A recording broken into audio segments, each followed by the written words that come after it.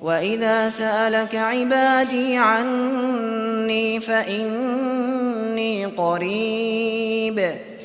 اگلی دعا دہرا لیتے ہیں. حسبی اللہ لا الہ الا ہو علیہ توکلت وہو رب العرش العظیم. چلیے اس دعا کا ترجمہ لکھتے ہیں. حسبی اللہ، کافی ہے مجھ کو اللہ، لا الہ، نہیں کوئی الہ، الا ہوا، مگر وہی،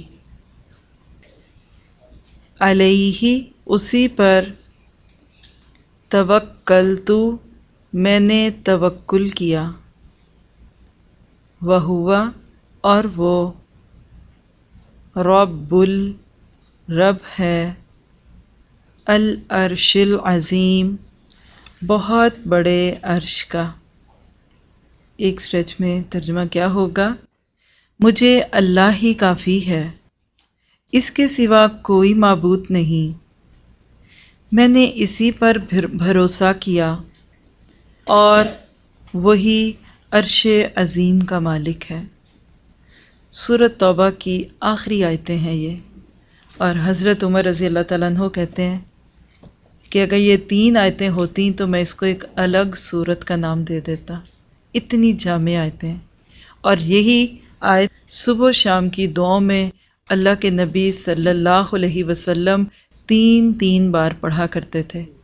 اور جو آپ نے اس کا فائدہ بتایا کہ جو اس کو صبح و شام پڑھے گا 3 بار، اللہ تعالیٰ اس کو دنیا اور آخرت کے سارے غموں سے نجات دے دے گا، ٹینشن فری، اسٹریس فری. کیوں؟ حسبی اللہ، مجھے میرا رب کافی ہے. یہ احساس ایمان والے کی زندگی میں ایک نعمت ہوتا ہے.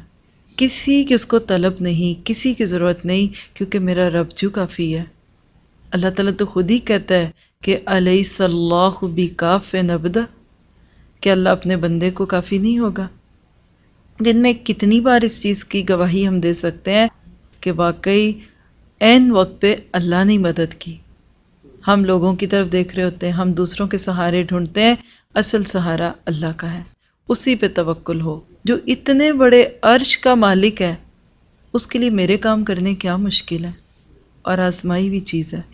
جب سے اس دعا کو میں نے اپنی زندگی کا حصہ بنایا، یقین کرے زندگی تو زندگی، موت کے غم بھی دل سے نکل گئے. نہ موت کا غم، نہ قبر کا محاسبہ تو ہے، لیکن وہ وحشت والی کیفیت آپ کی زندگی سے نکل جاتی ہے، بلکہ آپ انجوائے کرتے ہیں. ایک وقت آتا ہے انسان اپنی موت کو سوچ کے ڈپریشن میں چلا جاتا ہے، ہائے نہ مر جاؤں.